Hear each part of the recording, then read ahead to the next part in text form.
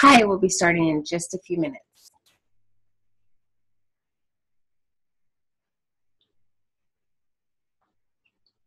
To get prepared for this WebEx, I would just have your ICD10 book and guidelines ready. That's what we will be covering today.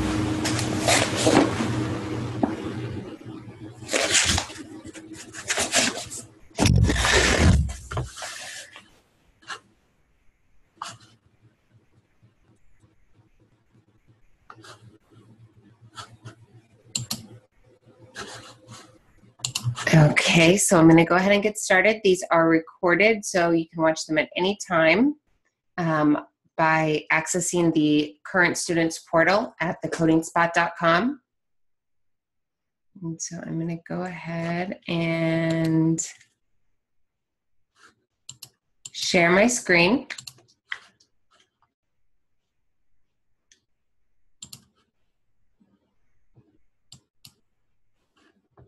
Okay, so here we have our ICD-10 guidelines.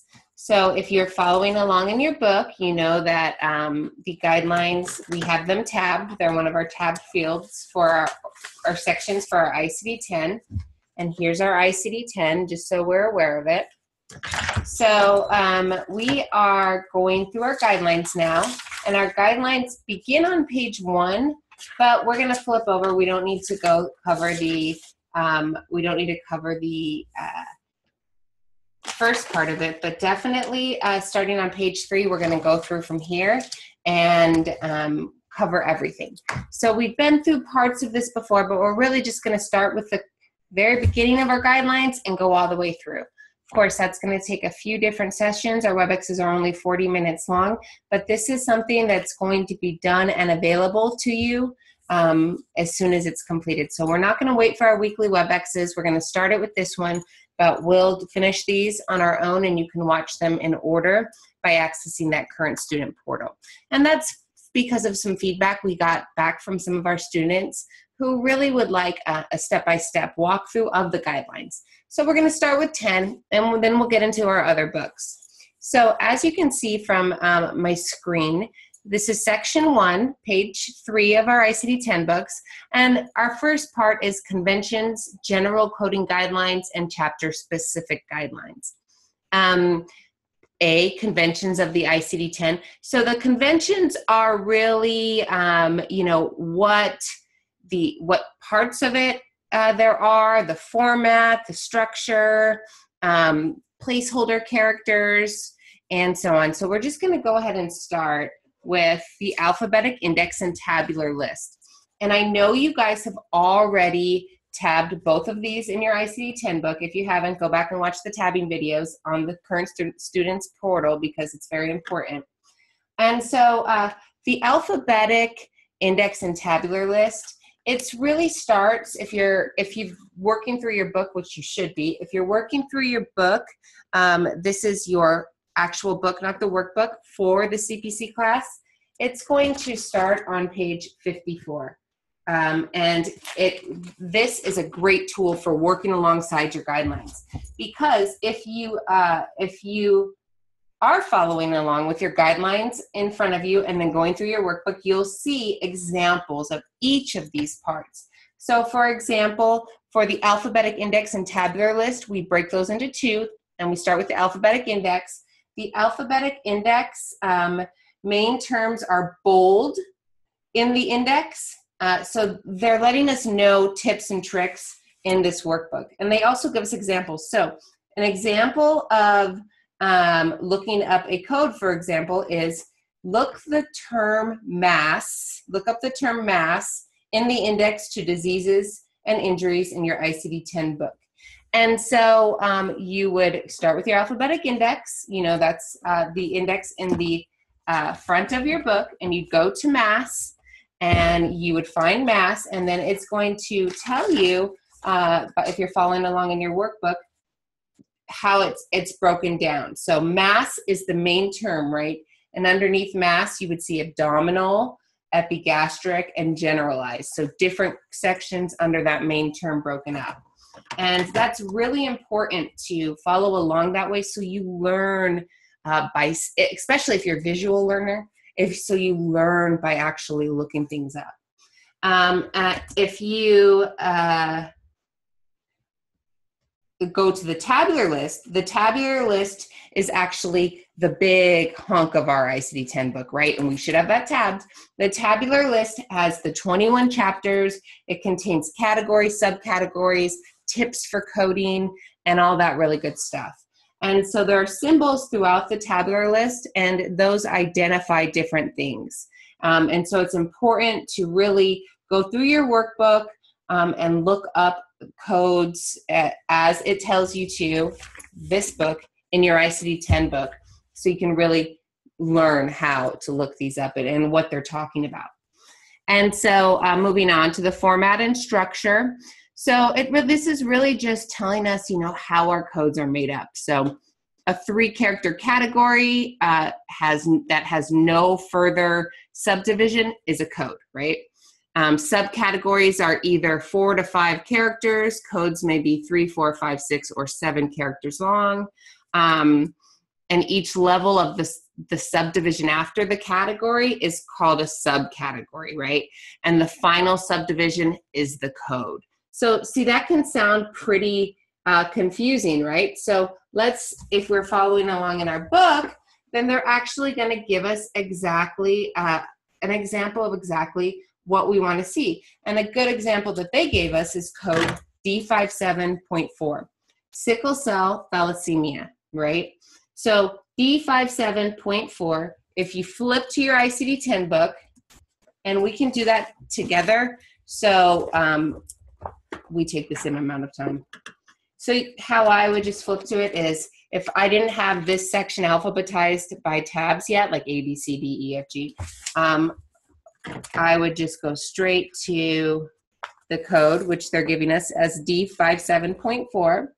So I'd hop over to D57.4. Okay, and it's on 480. So D57.4, sickle cell thalassemia, it's almost, it's about 3/4 of the way down. We can see next to that code, there's a little box with the 5th and a check mark. That means that needs another digit. That's not a complete code. So if you go down beneath the D57.4, we see D57.40, and that's a more descriptive code, right? Sickle cell thalassemia without crisis. And then below that, we have D57.41 and a digit, a little red box next to that that says 6th with a check mark. That means a 6th digit. And then we go down to the next subcategory, which is D57.411, 412, and 419. There's 3 options to choose from. And we see that there's no little red box flagging us that we needed an additional digit. That's our complete code. So D57.411, that would be our complete code if it, matched the code description. So that's what they mean by the format and structure, right? So we're going to keep going. We're just going to move right on down.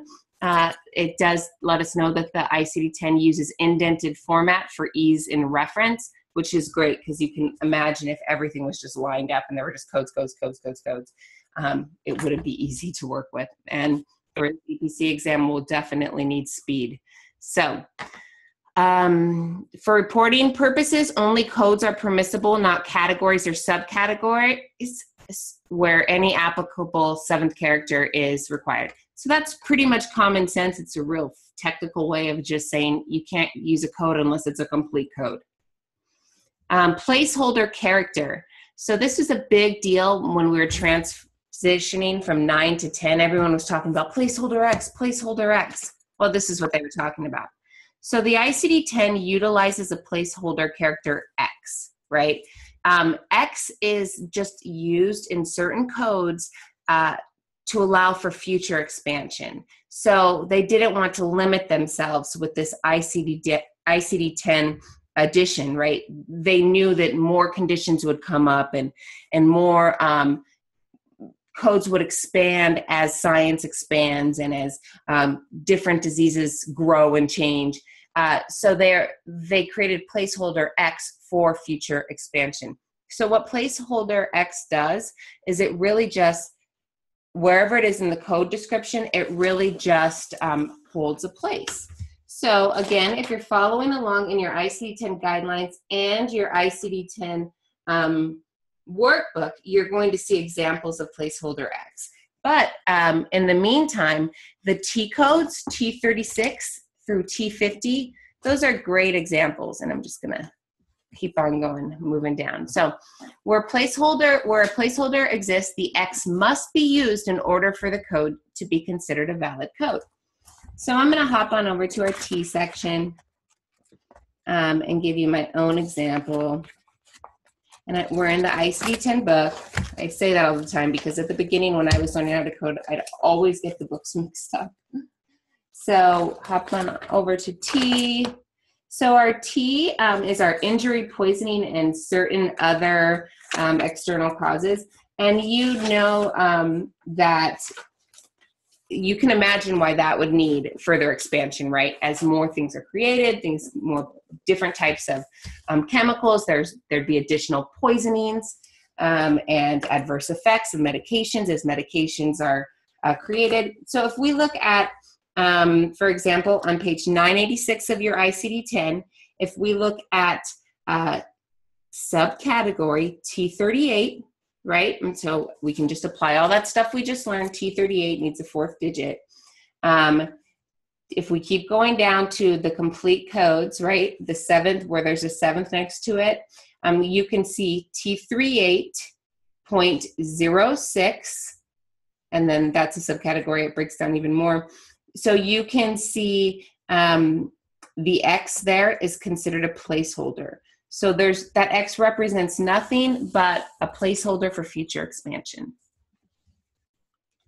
And moving right along, you can just, if you're still following along in your ICD-10 guidelines, just flip back there. There's a lot of flipping, but that's a good thing. So we're on 7th characters. Certain codes have 7 characters, and the 7th character is required for all codes within a category. So a 7th character must always be the 7th character in the data field. So if a code requires a 7th character that is not 6 characters, a placeholder X may be used to fill that empty character. Sound really confusing? Well, if you just look at the code we just looked at, that's a perfect example. So there were 6 digits, they needed a 7th. There was another digit for us to choose from. We wouldn't move that placeholder X from where it's already at in the code. We would just add the 7th character to the end of the code. And you can go back to that code and reference it. So abbreviations, right? This is a big one that we get lots of questions on. NEC versus NOS, right?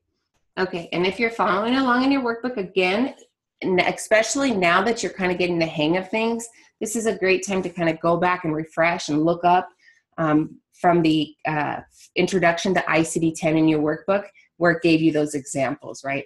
So NEC, and there's 2 different parts. So there's NEC in the alphabetic index, right? So our index is where it's at the beginning of our ICD-10. It's where we look up the code initially, and then we flip to the tabular, verify the code. So the index in NEC means this abbreviation represents other specified. So when a specific code is not available for a condition, the index directs the coder to the other specified code in the tabular list. All that's saying is the index gives us that other specified code, and then we go to the tabular list to verify it.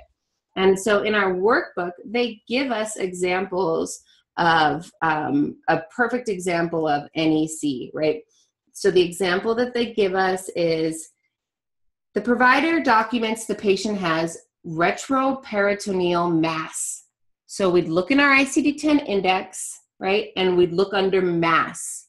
And then we'd see subterms. So if you want to do that together, go into your ICD-10 index and look up mass, M-A-S-S.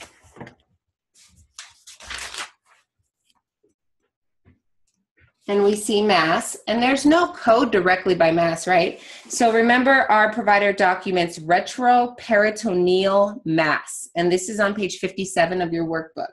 So retroperitoneal, okay, we need to look for the subterm abdominal or retroperitoneal. So abdominal, that's our next one, right?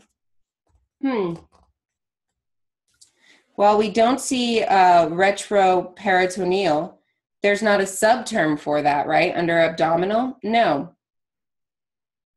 There is a subterm in the index under mass abdominal for specified site NEC, R19.09. So, since we have a specified site, but we don't have retroperitoneal, then we would go to that specified site NEC. Not elsewhere classifiable, R19.09. In the alphabetic index for NOS, not otherwise specified. And if you're flipping back with me, I'll just say page numbers so we can kind of follow along together. We're still on page 3 in our ICD-10 guidelines, and in our workbook, we're still on page 57. So NOS, not otherwise specified, the abbreviation is the equivalent of unspecified, not otherwise specified, right? So if we wanted to look up an unspecified code, we could go to our alphabetic index and look up sinusitis. Sinusitis. It's a weird word to say, sinusitis. So S-I-N,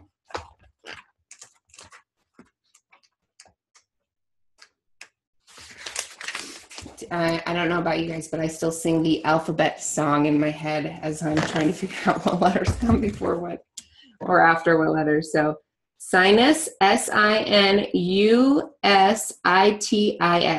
278. And it's toward the end of 278 in bolded because it's a main term, sinusitis, right?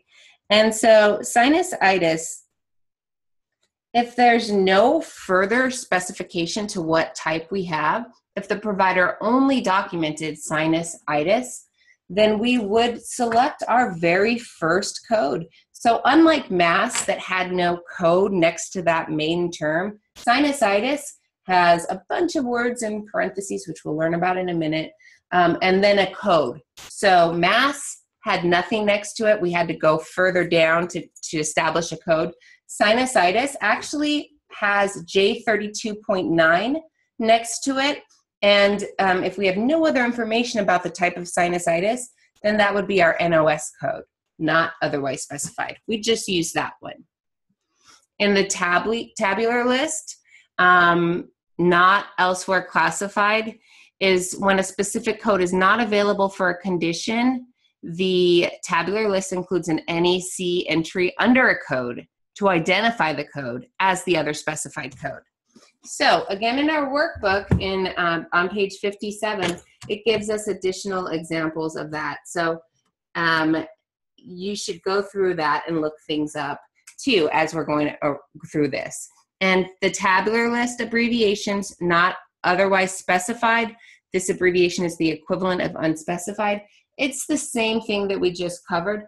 I'm just going to show you this one. So if you go to J32.9, the code we just looked up in your ICD-10 tabular, so we're not looking it up in the index, we're going to the actual tabular. This is why it was important to tab those sections, because that can get confusing. We're going to go to that J, what did I say it was? J32.9. There's so many codes, it's hard for me to memorize them all, which, of course, I can't. Okay, J32.9, chronic sinusitis unspecified, and that's on page 623 of our ICD-10. And we see J32.9 at the very top of that, chronic sinusitis unspecified. Underneath that, it says sinusitis NOS. It actually says sinusitis and then parentheses chronic, which is a non-essential modifier. That means it can be there or it doesn't have to, but we'll learn about that. Sinusitis NOS. There's our NOS code. And interestingly, if you go to J32.8, the code right before that, other chronic sinusitis. That's our other. So that's our NEC. It all starts to make sense. But you really have to look it up and do it while you understand it, really. So here we're going to get into the punctuation. Excuse me. LaCroix, the best stuff. Okay. So punctuation. Brackets are used in the tabular list to enclose synonyms, alternative wording, or explanatory phrases. Brackets are used in the alphabetic index to identify manifestation codes. So two different things there. In the tabular list, they enclose synonyms, which if you remember from grade school, synonym means the same. Synonym is a like term. Synonym and alternative wording or explanatory phrases. And in the alphabetic index, they're used to identify a manifestation code. So if we look in our tabular list, not our index, our tabular list at code A30.0,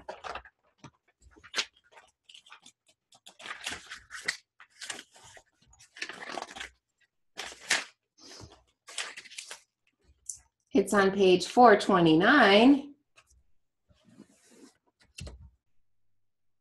Let's see. Okay.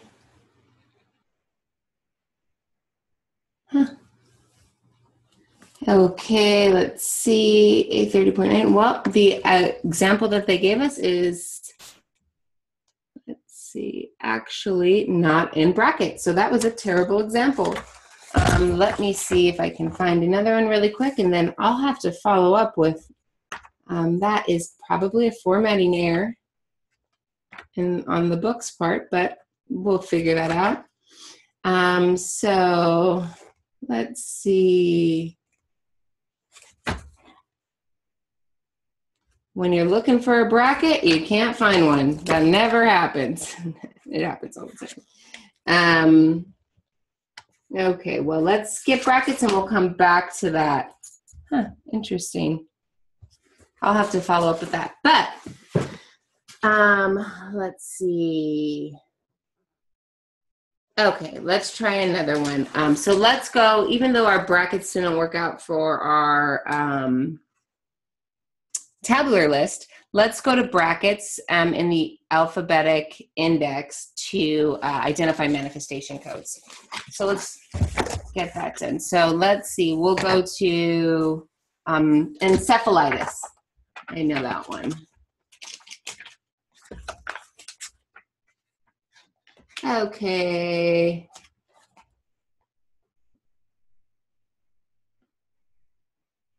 Encephalitis is on page 125, okay?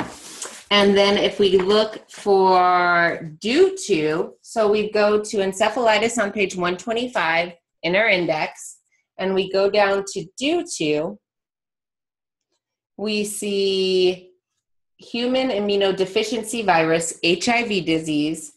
So it gives us the code for HIV disease B20, right? And then in brackets, it gives us G05.3. So that is a manifestation code. And that means that the encephalitis, the G05.3 is a manifestation of the HIV. And, you know, as far as the test goes, they do have a few questions on guidelines, conventions, stuff like that. But, you know, as far as is this going to help you as you're going through the test? Not so much. It's important to know this. Like I said, there's going to be, I think, 10 questions on guidelines, conventions, and stuff like that. But it's important to know this for coding purposes. So when you're actually looking up a code in a real life job scenario, that might be something that lets you know, hey, this is a manifestation of HIV. Okay, I'm still blown away by that leprosy. So I'll have to, I'll publish something on the current students portal about that, the brackets there, and also I'll send an email out. Okay, moving along to parentheses. Parentheses are used in both the alphabetic index and tabular list to enclose supplementary words that may be present or absent in the statement of a disease or procedure without affecting the code which it is assigned. The terms within the parentheses are referred to as non-essential modifiers. So I just kind of brought that up, right? The non-essential modifiers in the alphabetic index to diseases apply to subterms following a main term, except when a non-essential modifier and a sub-entry are mutually exclusive. Then the sub-entry takes precedence. So they're giving us an example in our actual guidelines here. They give us enteritis in the index. So let's go ahead and in our index, let's look up enteritis. We don't have to go far. We're already in the E's. Enteritis on page 127. So enteritis, you can see those parentheses right after that term. Acute, diarrheal, hemorrhagic, non-infective, septic. That's a non-essential modifier. So what they're saying is, hey, this term can be there with enteritis. It can say acute enteritis, and it will still be that code. It can say septic enteritis, and it will still be the code K52.9. It can say non-infective enteritis, and it would still be the code. But it doesn't have to say any of that. It can just say enteritis. And if it says enteritis, it's K52.9. Those parentheses mean non-essential modifier. So moving on from parentheses, and if you're following along in your workbook, again, page 57, you can see another example they give us is rickets. So let's go to colons. Colons, the semicolons, they are used in the tabular list after an incomplete term, which needs one or more of the modifiers following the colon to make it assignable to any given category. So if we go to code C22, okay? C22, and C is our neoplasm. So we're going to go to C22 in our tabular. And here it says malignant neoplasm of the liver and intrahepatic bile ducts, okay? And so what it's telling us that the codes underneath, so if you see C22, there's that use additional code to identify underneath that, and then there's the semicolon, right? Use additional code to identify semicolon. So that's our example of the semicolon. So what it's telling us is if there's alcohol abuse and dependence present, we would use that additional code to identify that. Hepatitis B present, we would use additional code to identify that. Hep C present, use additional code to identify that. That's what that semicolon is letting us know.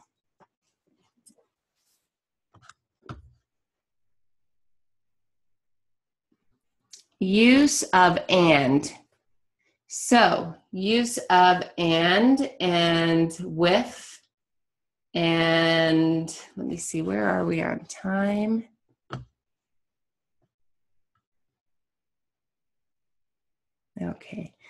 Okay, so we'll get to that. It's coming up. Other and unspecified codes. Other codes. Code titled other or other unspecified are for use when the information in the medical record provides detail for which a specific code does not exist. Alphabetic index entries with the NEC in the line designate other codes in the tabular list. The alphabetic index entries represent specific disease entities for which no specific code exists. So the term is included within an other code. And other unspecified codes, they often end with the digit 8 or 9. So that's just something that can kind of flag you if you're looking at a code and it ends in an 8 or 9. You want to really make sure that there's not a more specified code that you could code from that family. Unspecified codes, code titled unspecified, are for use when information in the medical record is insufficient to assign a more specific code. For those categories for which an unspecified code is not provided, the other specified code may represent both other and unspecified. And so we pretty much covered that already. An example of that would be that J32.9 that we looked up. And again, unspecified codes usually with a 9 or a 0 as the last digit. That kind of gives you a signal, is there a more specified code for that as well? And that information is on page 58 of your work, your study work, your book, your study book. So let's keep on going. We're going to hit includes notes. The note appears immediately.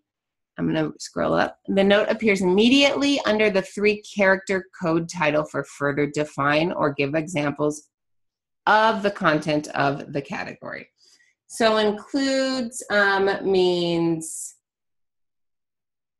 well, let's look one up. Let's go to D25. D25 of our tabular. So you make sure those are tabbed because you'll be referring to index and tabular all throughout this class. D25. Almost there.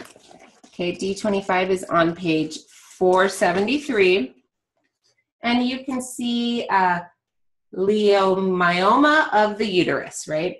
I mispronounce everything. Let me just throw that disclaimer out there. It's a running joke among my fellow instructors and my friends and family. So it's funny. These words are difficult. But so it's leiomyoma of the uterus, D25. And we see that includes note underneath there, right? So the includes note, again, is going to tell us that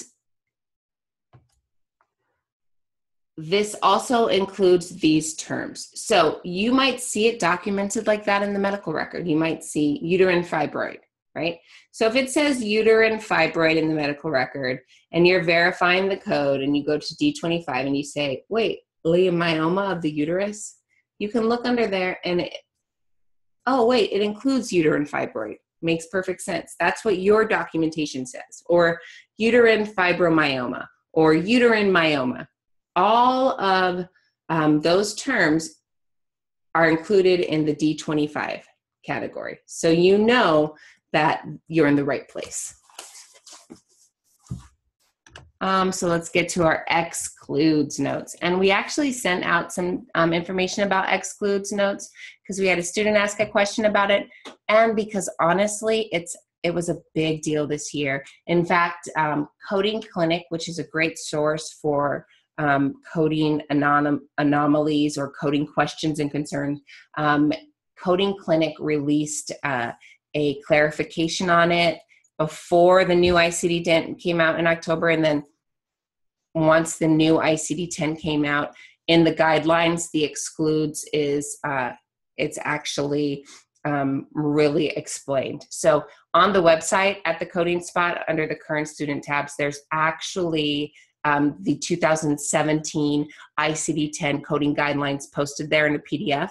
You can pull it up, you can download it to your desktop, and you can actually then search by excludes one or excludes. Just right click, find, enter the term excludes, and you can compare the two guidelines. And so it's just more defined, and they really broke it apart for us. Okay, so let's see, we have about 5 minutes. So I don't want to rush through the excludes, but I'll definitely at least touch on it. So The excludes notes. ICD-10 has two types of excludes notes. Each type of note has a different definition for use, but they're very similar in that they indicate the code excluded from each other are independent of each other. So excludes one. Excludes one is a pure excludes note. That's what they call it. They say not coded here. Exclude ones indicates the code excluded should never be used at the same time as the code above the excludes one notes. And excludes one is used when two conditions cannot occur together, such as a congenital form versus an acquired form of the same condition. And so let's see, if we go to code D29.1 in our tabular, and it's actually on the same page, so we're at 473 still. D29.1, benign neoplasm of the prostate. There's an excludes one note under there. It says enlarged prostate, and then the code in parentheses. So we know that benign neoplasm of the prostate has an excludes one note with the term enlarged prostate. Those two can never be coded together. It's excludes one, never. And in ICD-10's new guidelines and the clarification, they touch on a couple medical anomalies where they can be coded together, but don't worry about that. For purposes of the CPC's exam and these 2016 guidelines, excludes one is never code here. Exclude two, now, that means not included here. An excludes two note indicates that the condition excluded is not part of the condition represented by the code, but a patient may have both conditions at the same time. When an excludes two note appears under a code, it is acceptable to use both the code and the excluded code together when appropriate. And so an example of that, we can go to, let's see. Let's go to N40. Let's go to that enlarged prostate code. So N40,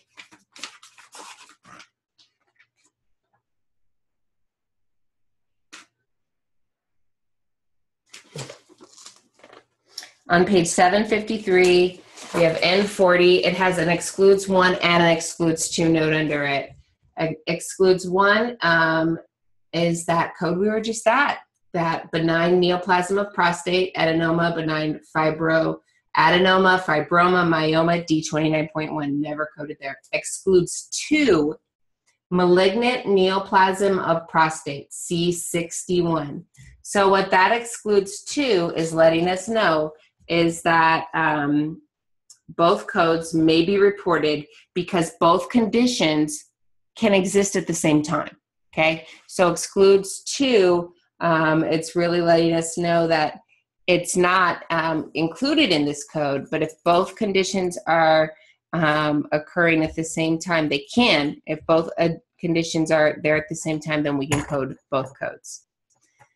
And so that's excludes one and excludes two. And there's more information about that in our current students portal. So I really strongly suggest you guys check that out. And so, you know, we are constantly updating those resources. Definitely make it a priority to check the current students section of the codingspot.com frequently. And also we will work through these guidelines and get the videos uploaded for you as soon as possible. And then please, please, please, please either email any coding questions that you have to instructor@thecodingspot.com, or if you have any technical questions or any questions, even coding questions, you can email the EERWIN@thecodingspot.com, EERWIN@thecodingspot.com. And please reach out to us with questions, okay? Have a great day.